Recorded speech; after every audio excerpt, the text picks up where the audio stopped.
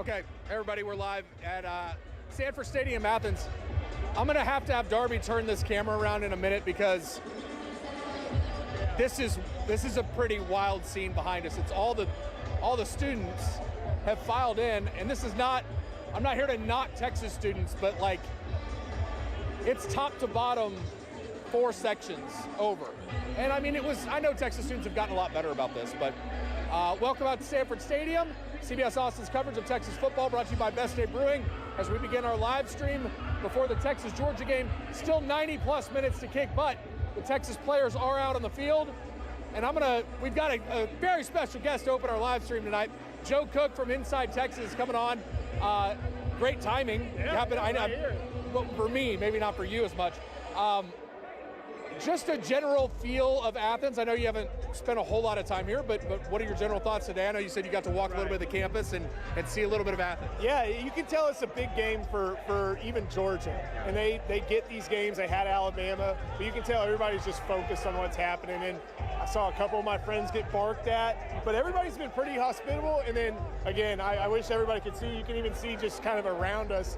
Everybody is just getting ready. The 90-minute countdown clock hasn't even started. Student section's full right there. So everybody knows what's at stake. Georgia probably gets a spot in the SEC championship. I know it won't be cut and dry, but they get in with a win, and then they get to take care of Charlotte and Georgia Tech.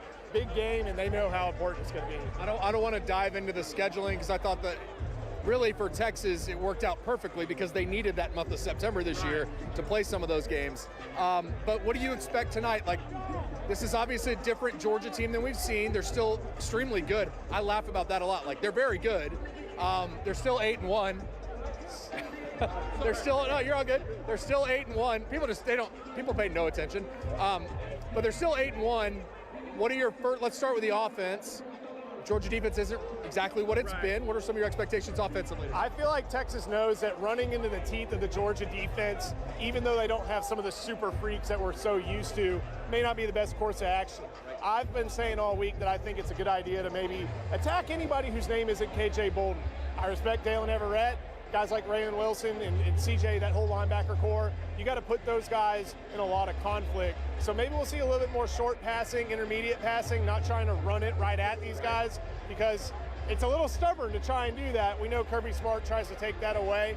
Maybe try to see what you can do in space against these DBs. They didn't exactly run it well against them last year either, so it'll be interesting, at least if nothing else, to see if they can get anything going with C.J. Baxter and Quintravian Wisner tonight. Arch Manning in this atmosphere coming to Georgia, what a blast this has to be as a competitor for him to get this opportunity. And he's been here before. Yeah. Like, everybody's seen those pictures. The people who paint their chest, they had a "We Want Arch" picture one time. So he knows what it's like here and knows not what it's like to play here, but he's been in big environments this year. And he's not come out with wins quite yet. If he wants to make a big step in his development, and for Texas in general, coming out with a win, playing like he knows he can play, showing even greater development from that Florida game where he was good in the end but had his ups and downs because of just how big of a hole Texas had to dig out of. If he can show some development in this type of environment, we're having a way different conversation about Arch Manning here in late November. And in that Florida game, the offensive line wasn't exactly set. Okay, I brought this up at the beginning of October, and then I brought it up again this week. Big if here, if Arch Manning were to have 300 yards and 3 touchdowns this week, then they beat Arkansas, then they beat A&M, he plays really well, I think he would be in New York. 3 weeks ago, that would have been like, you're an insane person. Do you think that even if he doesn't win it or even if he doesn't get there, to see what he's done, it's pretty wild to go from where he was even 3 weeks ago to where it is right now? The haters were right for a good while, and now it's been like, okay, maybe he's actually a good quarterback. And you look at some of the quarterbacks that he was compared to this year, like Nussmeier, like Klubnik, like Sellers, like Lagway, and even, I'm not sure who else kind of fits in that category. All those guys have fallen off. Right. And now Arch is here kind of not being the constant, but being the best of that crew. And of course, Pavia and Stockton and even a few other players, Dante Moore, Julian Stain obviously have played great football this year. But Mendoza, even Marcel Reed. But of all those players who were like the hype quarterbacks, Arch has remained, and I think that's pretty impressive considering what he went through from the start of the year through that early third and now to where we are today. Well, and you see Marcel Reed in his first half today, and then his second half, it's two different players, and he's very, it's like wild. Yeah. Like, it's like how the kidnapper gave back the baby. How heroic, you know? So it's I like that. You did so well, but you did so well to come back, but you were why they needed to come back. So defensively, we've talked a lot about this too. Losing Michael Taft, that defense looked great. Great against Oklahoma. Great against Kentucky. Had a misstep in the middle of the game against Mississippi State, but at the end, fourth quarter when it mattered, looked great. And then last week, 2 weeks ago, for 3 quarters, looked great against Vanderbilt. Michael Taft's out, Jelani McDonald's out, you lose a corner, all of a sudden it's a different defense. Right. Do you think the defense can play an elite level against this Georgia offense tonight? I think that's the hope, and this is the best lineup that can produce it. Without Jelani McDonald, without Michael Taft, we saw what even backups against Vanderbilt, who doesn't like passing the ball that much, what it can do. You can get out of alignment and a guy can run free across the field. You can just get taken advantage of and picked apart. Having those guys to set some defenses, set some coverages is going to be huge. And also they're the playmakers. Like, there's a reason they're trusted out there. We know Jonah Williams and Xavier Filsamy are athletic, but if you're in the wrong spot, your athleticism can't make up for it. If you're in the right spot, you're in the right position to make plays, and that's what that's what Taft and that's what Jelani are there for. Joe Cook from Inside Texas and On3 Sports. I don't love predictions. I think it's fun to be like, oh, here's the score, and then I was right once every millennium. But maybe this is the better question. Given what you've seen the last few weeks, is Texas a playoff team? Yeah. They're playoff good. Will they have the playoff record? Will other teams be ahead of them? That's what games like this help determine. If you're relying on others at 9-3, we saw that can be a failing enterprise last year. You were only in playoff contention because you were in the SEC at 9-3. You weren't snubbed because you were 9-3. You were only in that spot if you're Alabama, South Carolina, Ole Miss last year because you had that record. I think that resume may be a little bit better, but again, it may be out of their control because of the way the playoffs formatted, because of what could happen in the ACC, because of what Oklahoma might be doing. So 9-3, I don't think gets it done. They're probably playoff good, but you only have 11 teams considering the way they treat the G5. I don't know if they're going to be top 10, top 11 good, and that's a big distinction that these games help sort out. For sure. Okay, one final one. I love this, that people just don't see it's like they're just ignoring the camera and just walking straight through. We need Darby to be security, but it's not going for well. This Sark-Kirby relationship, I think, is pretty interesting. We talked this week about how it's developed and what, they're very close, they're good friends, the whole thing. But last year, Kirby got him twice. All summer, all off-season, all summer, now all this fall, you think he's been just chomping at the bit to get a chance at Kirby again? Has to have been. And not from these guys are going to get me again, just a competitive nature. Dang, I lost twice to the same team in 1 year. I don't want that to happen again. I don't want it to be 3 in a row. And there's probably some aspect to it. Like at game day last year, we heard about Saban and those being the 2 big prominent stalks of his tree right now. With Georgia obviously winning championships, Sark finding success in the second chapter of his career, winning the Big 12, making the playoff, doesn't have the rings, the volume that Kirby has, but still finding that success. So yeah, he wants that, and I'm sure I don't know if they've texted about it this week, that's probably not in their nature, but that is so probably big because not only does Sark know that to get to where they want to go, they have to beat teams like Georgia. Right. They know that they literally have to beat Georgia to get to where they want to go too. And they haven't done it yet. It's time to do it for if it's Texas. I've joked a lot about Peter Burns this summer said the SEC, I think, runs through Texas now. And I was like, the SEC runs through Athens until it doesn't. Correct. So tonight could be a dramatic shift if Texas can find a way to get it done. Joe Cook, Inside Texas, On3 Sports, always appreciate you. Thank you, bud. Thanks, bud. Enjoy tonight. Go enjoy the atmosphere for a little while. It's pretty cool. That's Joe Cook. Great stuff from Joe. Some of the stuff we've talked a lot this week about, like this Sark-Kirby relationship. On the bus ride last week from Tupelo to Starkville, Sark was sitting at home getting ready for his Texas was off, so he was having breakfast, got done with a workout. Kirby texted him on the bus ride from Tupelo to Starkville before the game. Just say hello, talk about why the bus ride was so long. To have a relationship like that, I think, is really unique these coaches, I actually had this earlier today, Mike Elko and Shane Beamer. A&M's made this dramatic comeback, down 30-3 at the half. They go up 31-30. South Carolina gets the ball back, and there's a play where it's a 4th down, and Sellers hits his big guy tight end on the edge for a 1st down, and he got hurt. Shane came over to talk to him, and Elko was standing right there, and I looked at Shane. This is like 3 minutes to go in the game, and Shane looks up at Mike and laughs and said something to him. And I don't know what Elko said in response. I couldn't see his face. But I think Beamer was just like, this is wild. And I think sometimes it's easy to get caught up in, like, these guys hate each other. They want to get after each other. They want to beat each other. They're competitive. Of course they do. But in the end, sometimes they're just friends, and they have to laugh and be like, I can't believe what's happened today. Like, now we've got the ball and a chance to go win the game. You've come back from 30-3 down.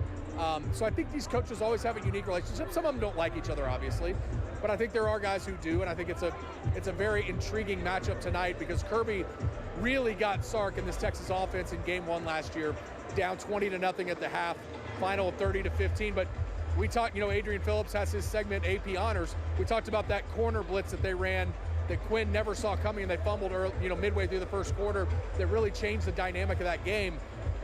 That's the stuff you throw out in a game like this. That's the stuff you've been saving for 9 games, 10 games to get to this point and give yourself a big opportunity to win and make a big momentum-changing play early in the game. Your players have to execute it.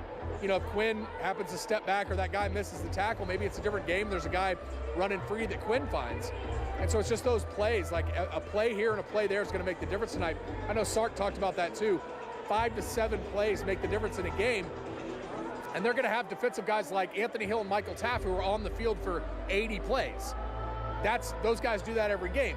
But there's going to be a guy like a Jonah Williams or a Xavier Filsaime or even a Travis Shaw or somebody that maybe doesn't start, is a backup, but still gets playing time, that is going to get 1 to 5 plays in this game, and one of their 1 to 5 plays could be the difference in the game. And so I think that's an interesting perspective on how, when you're a player, even if you're not getting 75 snaps a game, you've got to be mentally there for all 75 of them to give yourself a chance to go win the game. So great opportunity for Texas tonight. Again, first time between the hedges in the history of Texas football. They've played Georgia a bunch. I think it's Georgia's obviously won the last 2, winning the SEC championship game.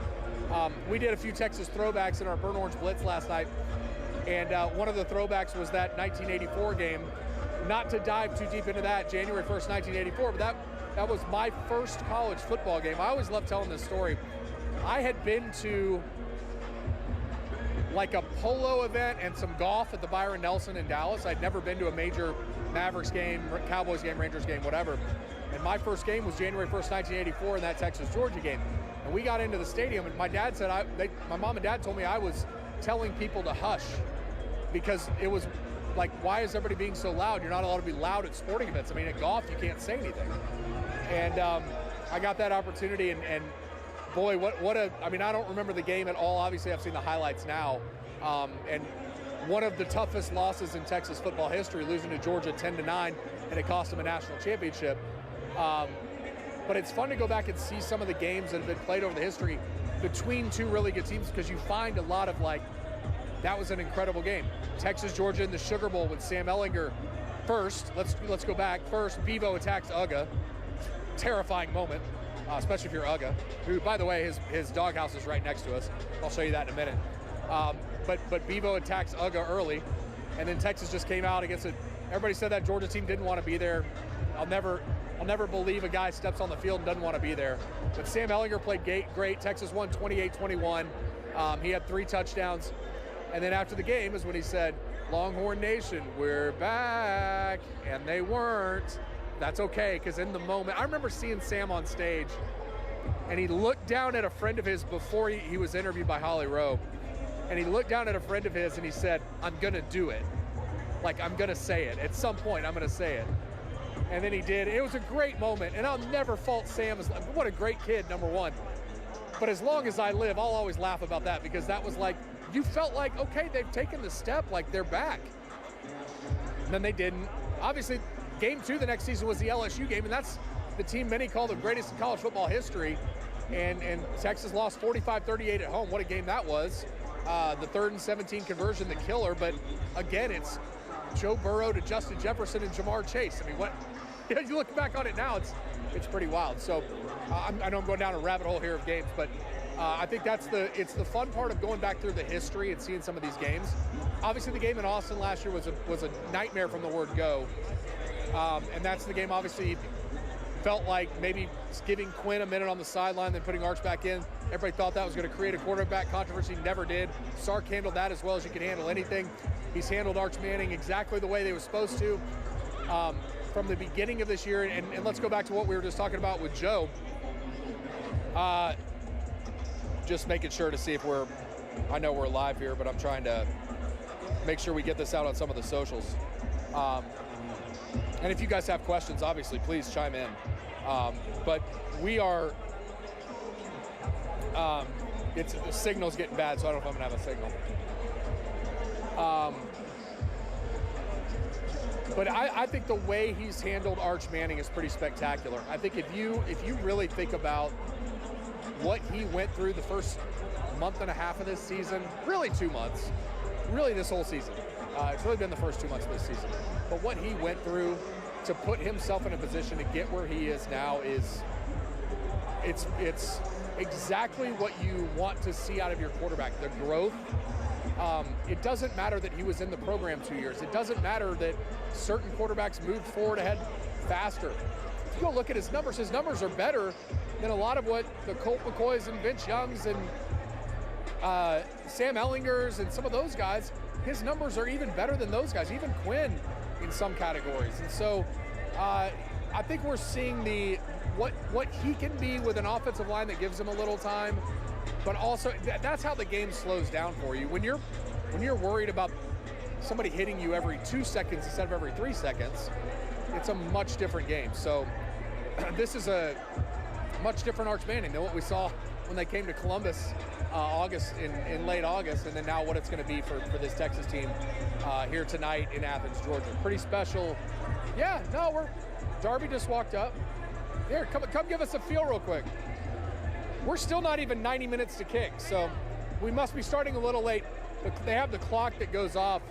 It's at 90 right now. It's still at 90, and it's 6:20 here. The game's supposed to be 7:30, which means something went wrong. There we go. Literally just started. So we're 90 minutes to kick, which means 7:49, 7:48, 7:49, 6:48, 6:49 Austin is when Texas and Georgia will kick off. All right, Darby. First and foremost, you got to do the barking story last night. We've talked a lot about that, but in general, what are your thoughts on Athens, Georgia, and the atmosphere tonight? Yeah, it's pretty awesome. I will say, and I can show them later, but in front of us right now, there are a bunch of girls painting, like 12 college kids. They're going to have, the photo you showed earlier this week where it said, "We want Arch," back when Georgia was trying to recruit Arch. Very curious to see what they're going to... No, you're good. I do this. Oh, yeah, okay, yeah. So Darby's going to show this real quick. If you saw the photo earlier this week, when Arch was in town for that game, these kids, not these, but the kids who were on the front row that night, painted "We want Arch." So we're trying to figure out what they're painting right now. They're obviously not in any kind of order yet. I'm just trying to decipher it. A J. Let's see. We can do the word jumble at home. Hey, will you turn around and just show this student section in like the wide shot? I think this is it's and the spikes. We got kids in spikes already standing up. They're all the front row have the Bulldogs with spikes, and then just this crowd in general. We'll have it's going to be loud. This place is going to be awesome tonight. So pretty cool. And if Darby, if you'll do this real quick, just pan left. Ugga's Doghouse is literally right here. We wanted to let everybody see. Ugga's not out here yet. 88 minutes to kick, but Ugga's Doghouse is here too, so that's kind of cool. All right, so I'll bring Darby back on. So what are your thoughts on this atmosphere and just kind of what you've seen of Athens in our 24, 36 hours here? Yeah, it's been awesome. I mean, it's just a pretty cool atmosphere already, and like you said, we're we still have a while till game time, so I can only imagine when it comes to kickoff what it's going to feel like. But it's a pretty picturesque college town, I would say, so I think it's lived up to all of what you would expect. So I'm excited. It'll be fun. You've been to some cool atmospheres, Ohio State, Florida. Obviously, when you were at Baylor, you went to BYU. Some of the cool atmospheres. What are some of your favorites? And what makes where'd you say? Texas Tech. Texas Tech. What makes some of your kind of favorite places you've been? Yeah, I think just when you can tell there's so much history and honestly the people too, just that you interact with, kind of their demeanor and just all the passion that comes behind it. So I think this place definitely, it has that. People really care. Even just as we just showed all that's going on with the students, you could tell this is going to be a full production, much as it is at DKR, I would say too. You can see all of that. So yeah, it's fun. And plus night games are just fun, and we haven't been to a ton of those this year, so that'll be exciting. Sam Houston. Yeah. Sam Houston. I think that's our night game. Yeah. We were at the end of Florida, and I've said I think Florida is possibly the best atmosphere I've ever been in. That was as loud as it gets. This will be nuts. Last night we did our special. The stadium was red. They'll get this thing red at some point. The stars are coming out. Colt McCoy's here. I just saw. Oh, he's right behind, actually. As you can see, talking to Jim Schlossnagle. Yeah. So we got some people, some VIPs coming in. Kendra Scott's over here. So, yeah. L'Oreal Sarkeesian. Yeah, we just do a little red carpet as it tends to be. No Glenn Powell. We've been told he'll be on SNL. So busy. Did not know that. Just found that out. That that's my fault for not knowing pop culture, I guess. But Glenn Powell on SNL. So you can tell, it's one of those games. People are showing up. So. What are you most looking forward to out of this Texas team tonight? Seeing if the offensive line can show improvement as they did against Vanderbilt, if they can hold that. And then I think just seeing maybe more composure than on both sides than we've seen in previous environments like this. Ohio State definitely had Texas rattled game one of the season, understandable. But Florida, we were there on that same situation. So I think that they have improved, with their experience against Mississippi State and Kentucky as far as handling these road environments. So I think in general, just kind of seeing how they handle all of this will be big. But that offensive line, I think, has made improvements, and if they can continue that, that's going to be very important because Arch is going to have his handful tonight, What are your thoughts defensively? Do you think this defense can contain Gunnar Stockton? Absolutely. I think that they definitely can. And I think I saw Michael Taft warming up. I was trying to check out what he had on his hand. He still has something, I don't want to speak, completely, I'm not a medical, I have no idea. But he definitely has something rigged up. But no, it didn't appear to be a hard club or anything. So obviously that was early warm-ups. Curious to see what he comes out with. For game time. But I think having him back in any capacity makes a big difference as far as his leadership, communication, all these things. I saw Jelani McDonald warming up as well. Obviously, he's crucial too. So I think Texas defense is appearing to be healthy, and that'll be, key. But I think they can, and if they're the defense that they think, they should be able to handle Gunnar Stockton. Yeah. Are you going to wear earplugs? Yeah, I am. The speaker system speakers are so loud. So loud. And it's funny because it's really just, you can tell it's an old stadium, obviously, so they've done what they can to evolve, as all of them have. But that soundboard system is so loud. So, yeah, I'll have my earplugs on, I would say. Well, there's no Texas. We got special teams out here right now, one or two guys, but that's about it. Good times. So go enjoy yourself. Yeah. Shoot a little bit. See what other celebrities you find. And we're going to go for another 8 minutes here. I'll see if there's somebody I can grab that's here or if Darby can grab somebody, talk a little Texas football. But you can see right behind me. It's Colt McCoy, Jim Schlossnagle, Kevin Eltife. Nice little crew right there talking Texas sports. Can I get out of the way? There they are. White shirt on your left is Colt McCoy. In the middle is Jim Schlossnagle, and next to him, Kevin Eltife. So that's how you travel to Georgia. I was asked if Matthew McConaughey was going to be here. Don't know. Don't have a clue, but we'll see. We're 82 minutes to kick between Texas and Georgia, between the hedges for the first time. Texas has not played here, and that was one of our trivia questions that we've asked this week. Do you know the 4 stadiums in which Texas has never played in the SEC? A little bit of a trick question, I guess, in some senses. But tonight they check off Sanford Stadium. They'll go to Neyland Stadium in Knoxville and get a chance to play Tennessee next year. I think that's next year. Yeah, next year. And then in 2 years, they'll go to Williams-Brice and play at South Carolina for the first time. So it's Georgia, Tennessee, South Carolina to knock those 3 out. And then, hopefully never, Oklahoma Memorial Stadium. They've played in Norman before, but they have not played at that particular stadium, which is the trick part of that question. There's CJ Vogel. So those are the 4 stadiums in which Texas has never played. All right, I want to go back to what we've talked a little bit about this offense and what to expect tonight as it's continued to develop. And obviously the move of Connor Robertson to center when Cole Hudson got hurt, and then Cole Hudson moved to guard. That gave them it's really, when they decided to move Cole Hudson to guard, Connor's played well at center, and it's really solidified that offensive line. So it's all you can ask for this Texas offensive line. Now, in the past, had this particular Texas offensive line been going against, had this particular Texas offensive line been going against the Georgia defenses and those fronts that we've seen of the past, you would have tremendous concern. But they've stabilized themselves, and to the point Joe Cook made earlier, Georgia's not getting the same pressure it usually gets on the quarterback. Only 11 sacks this year. 3 of them came last week against Mississippi State. They had Blake Shapen running a little bit for his life there in that 41-21 win. But this is not necessarily the Georgia front that we've seen in the past. That's not to say they're not talented and this offense is going to be able to do whatever it wants against them. But the bigger point of it is,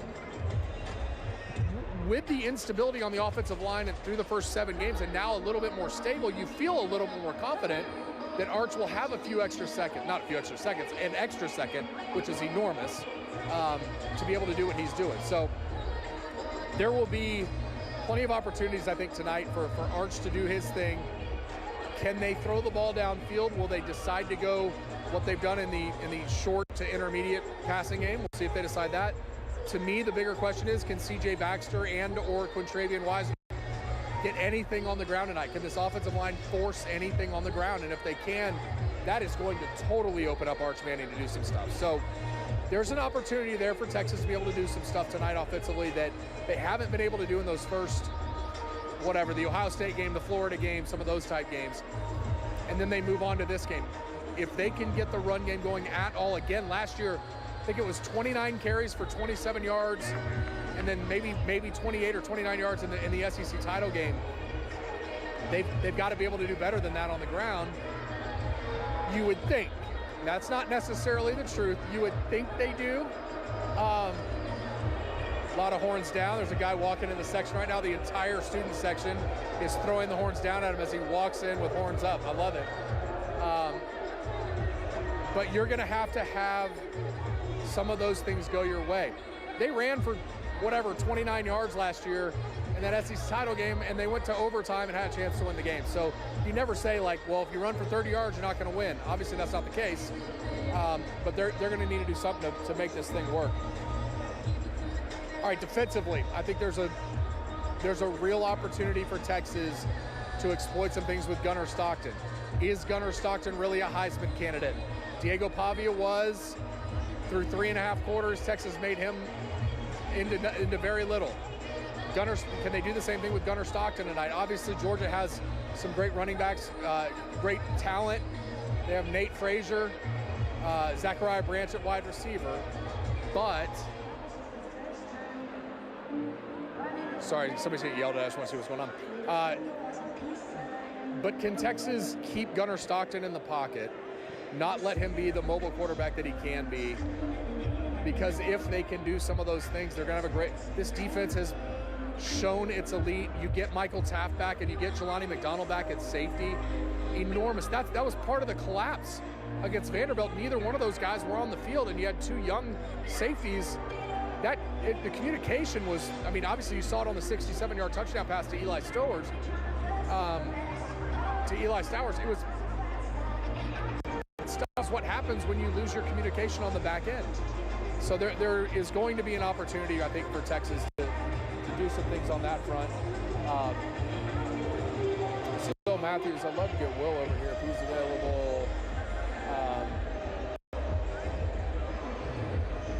Just look around, see who's here. We're going to go another 7 minutes or so. I think I said 8 a few minutes ago. Now we're down to 7, but I'm hoping to grab somebody here. But regardless, I think this Texas defense has a real opportunity. And then you get into special teams again. You know, against Florida, that game was about as ugly as it got, and they still had the ball down 8 with a chance to tie it. So I think if you look at Jack Bomeister, he's a threat. If Texas can down the ball inside the 10 like they had 3 opportunities to do that against Florida, can Sark stay patient in those moments? Does he want to? Maybe he doesn't. Maybe he knows I got to throw everything out the window and give myself a chance. I don't know, but there's going to be a real opportunity, I think, for Texas in the special teams tonight. Will they kick it to Ryan Niblett? Obviously, Vanderbilt didn't. He didn't get a whole lot of opportunity. Will Mason Shipley kind of find himself from distance? If they need a 55-yard field goal, they know he's got the leg. I know Sark trusts him. Can he make it? Again, down to execution. So those are some of the things I think we'll look for and see what Texas can do tonight. Again, 76 minutes to kick. We've seen who's on the sideline here. We've got, right now, Kendra Scott is talking to Jim Schlossnick. Colt McCoy's here. The Stars certainly decide to come out when it's a game like this, which is awesome. I mean, this is exactly what you want. It's everything you want this moment to be. Georgia -2 turnover margin this year. Again, just it's not like they aren't talented. They're 8-1. They've played a lot of close games this year. They're very talented. They're just not the elite team they were. And I think that's why so many people think Texas has a chance tonight and Texas is very good. Don't get me wrong, they've obviously come on strong. This team's 35-1 in its last 36 here. 51-2 in its last 53 here. It's not easy to win here ever. And to do it, you have to have a Herculean effort. Look at Ty Simpson. Alabama's the one team to win here in the last 36. That game was 27-24. Kirby could have kicked a field goal in the fourth quarter to tie the game. Like there's so many things that have to go your way and break your way for you to win on the road in a place like this against a talented team like this. So we're going to find out if Texas can do it.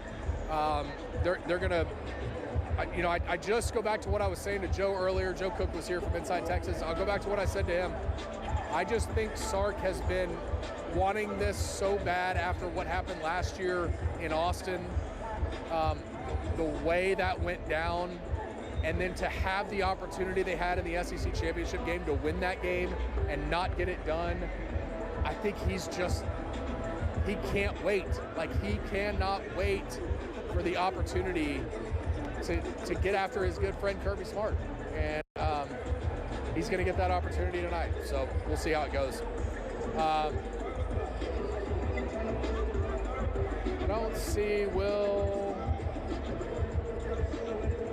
anywhere close. I was going to try to grab him, but otherwise, I think we're going to call it a wrap on this. I feel like we've hit so many of the key points in Texas East tonight offensively. Get the run game going in some way. It doesn't have to be, you don't have to run for 200 yards tonight. If you could, that's going to be about as enormous as it gets. You're probably not going to run for 200 yards against this Georgia defense. So find a way to run the football tonight. Get Arch going in the passing game, maybe a couple throws early, or protect the pocket early and let him take a deep shot and open up that defense. You don't know. Like, I have a feeling Texas has something up its sleeve for Georgia that they're going to be able to do something that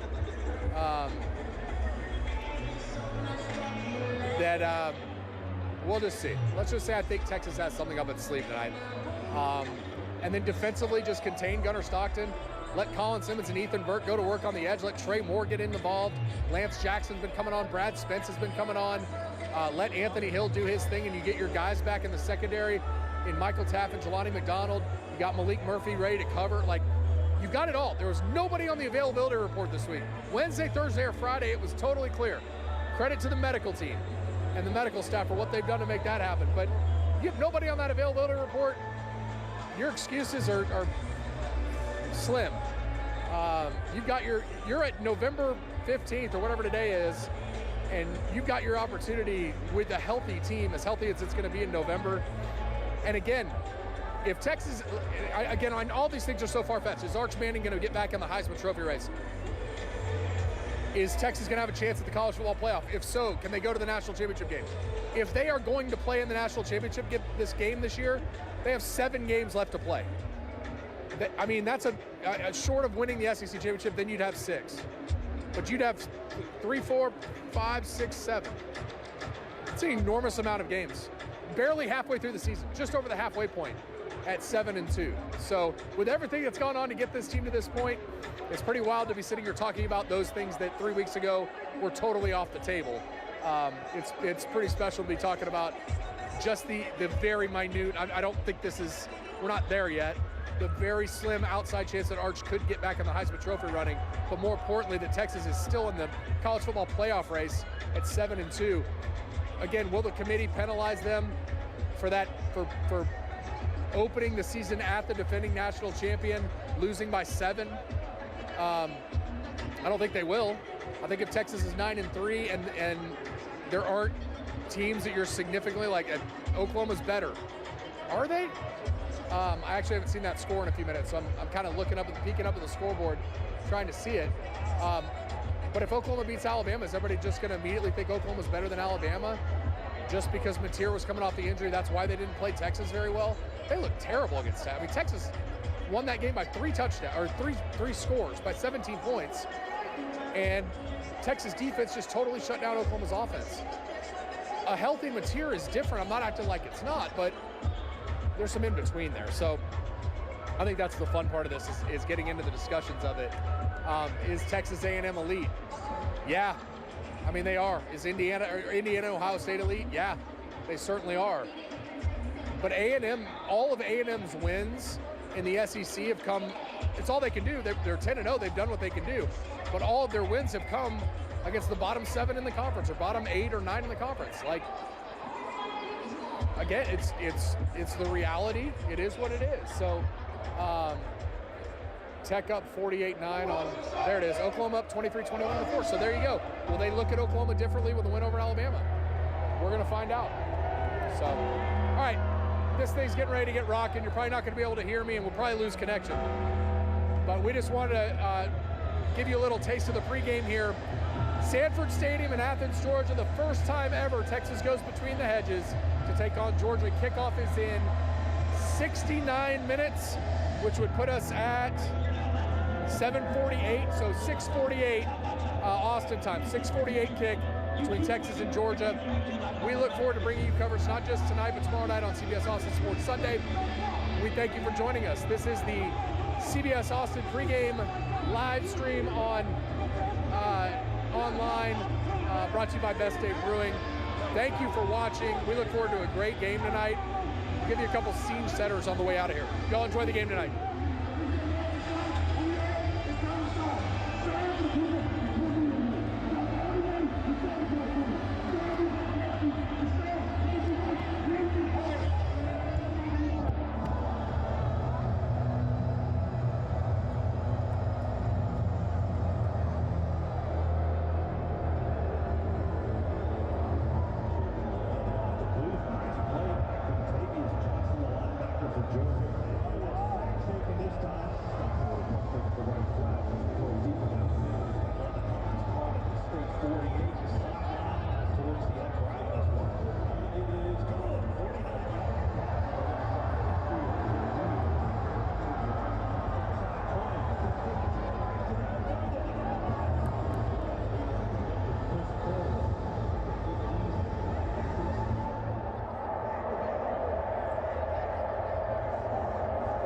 Thank you.